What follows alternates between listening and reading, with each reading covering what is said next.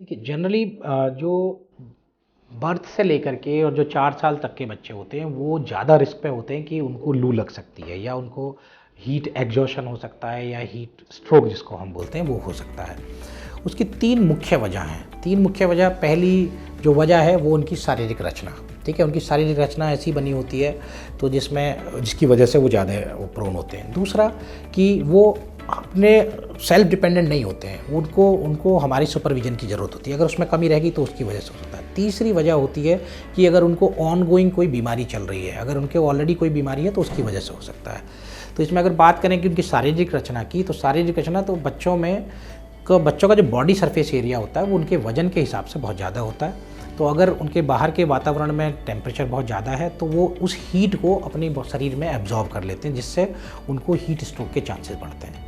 दूसरा ये कि जो उनका मेटाबॉलिक रेट होता है, जो उनके अंदर की शरीर के अंदर की रासायनिक क्रियाएं हैं वो बहुत तेज़ी से चलती हैं बड़े लोगों के मुकाबले, तो इसलिए उससे भी बहुत हीट प्रोडक्शन उनका अपने अंदर होता है। तीसरी चीज़ ये कि जो हमारा नेचुरल कूलिंग सिस्टम है हमारी बॉडी का, यानी कि जब गर्मी होती है तो पसीना आता है, पसीना आने से जो बाहर जब वो वाष्प बनता है तो उससे वो शरीर ठंडा होता है। बच्चों में ये मैच्योर नहीं होता है। तो ये बच्चों की शारीरिक रचना की वजह से। दूसरा ये कि बच्चों को हमारे सुपरविजन में अगर कुछ गड़बड़ हो जाए तो इसलिए भी हीट स्ट्रोक हो सकता है। जैसे छोटे बच्चे हैं, हमने ज़्यादा उनको क्लोथिंग पहना दी, उनको 2 लेयर 3 लेयर कपड़े पहना दिए, तो इसकी वजह से उनमें हीट की प्रॉब्लम हो सकती है। तो दूसरी चीज़, छोटे बच्चे हैं जो चलते फिरते नहीं हैं खुद से, अगर उन्हें हमने गर्म वातावरण में रख दिया तो वो खुद से अपने आप को वहाँ से नहीं बचाव कर सकते हैं। या तीसरे टाइप ऐसे कोई बच्चे जिनको मानसिक कोई रोग है या वो डेवलपमेंटली उतने अप्रोप्रिएट नहीं है, डेवलपमेंटल डिले है उनको, तो ऐसे बच्चे भी हीट स्ट्रोक के लिए ज़्यादा प्रोन होते हैं। अब तीसरी बार बात करेंगे, अगर उनकी ऑलरेडी कोई अगर बच्चों को बीमारी चल रही है, जैसे कि यानी कि अगर उसको ऑलरेडी कोई फीवर इलनेस चल रही है, उसको किसी वजह से फीवर आ रहा है, तो उसको हीट स्ट्रोक के ज़्यादा चांसेस हैं। किसी बच्चे को डायरिया है, ऑलरेडी बच्चे में पानी की कमी है, तो और अगर उसको और स्वेटिंग होगी या कुछ होगी तो हीट स्ट्रोक के चांसेस और ज़्यादा बढ़ जाते हैं। तो या किसी को कुछ जन्मजात कोई बीमारी है, सिस्टिक फाइब्रोसिस है या कुछ ज़्यादा स्वेटिंग वाली प्रॉब्लम है उनको कोई, या किसी को कार्डियक डिसीज़ है ऑलरेडी, ऐसे बच्चों को ज़्यादा शिकायत हो सकती है हीट स्ट्रोक।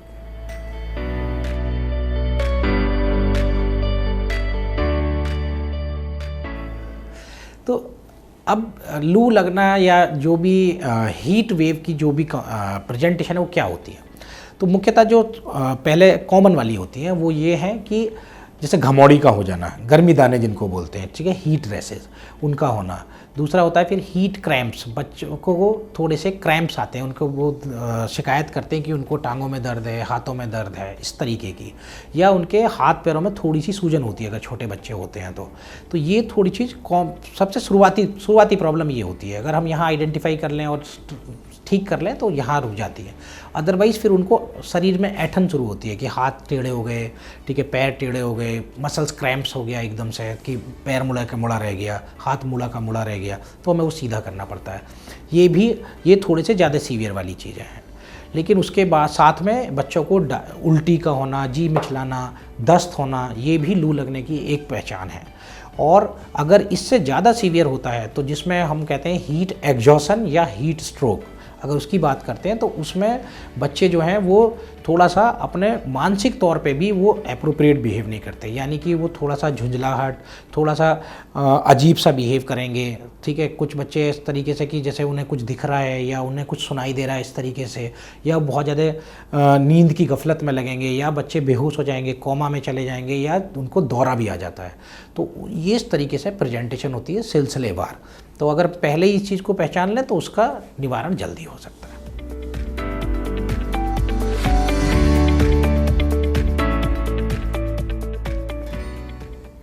अब हम इसके बचाव की बात करते हैं तो बचाव में सबसे पहले आता है कि अपने बच्चों को वेल हाइड्रेटेड रखना है हमें। उनको बार बार पानी पीने के लिए प्रोत्साहित करना है। और जो छोटे बच्चे हैं जो खुद से पानी नहीं मांग सकते या कुछ भी नहीं है, उनको थोड़ा थोड़ा कर करके पानी जल्दी अंतराल पर पिलाते रहना है। और ये इंश्योर करना है कि उनका यूरिन आउटपुट एडिक्वेट हो, यानी कि 4 से 6 बार मिनिमम वो पेशाब करें 24 घंटे में।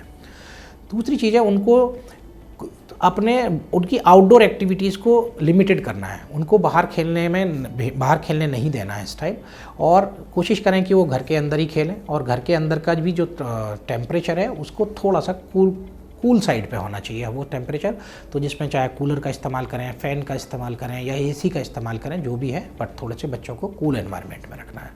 दूसरा, बच्चों को अनअटेंडेड नहीं छोड़ना है, अनसुपरवाइज नहीं छोड़ना है। छोटे बच्चों को खास तौर पे जो खुद से अपने चल फिर नहीं सकते, खुद से डिसीजन नहीं ले सकते या खुद से पानी नहीं पी सकते, उन बच्चों को हमेशा सुपरविज़न देना है अपना। और इसके अलावा भी हम कुछ चीज़ें, जैसे अगर किसी को ऑनगोइंग इलनेसेस हैं, फीवर है, डायरिया है, तो उनको बहुत जल्दी प्रॉम्प्टली अपने डॉक्टर से मिलके ठीक करना है कि कहीं ऐसा ना हो कि वो चीज़ें और ज़्यादा बिगड़ जाएं। और जो हमने हीट स्ट्रोक या उसकी चीज़ें बताई हैं कि शरीर में ऐंठन होना या शरीर में जो दिमागी रूप से कुछ गफलत होना या कोई और ऐसी चीज़ें होती हैं जो हमने अभी बात करी हैं, रैशेज़ वगैरह, ये भी, तो इस समय डॉक्टर से मिलकर उसका निवारण जल्द से जल्द करना।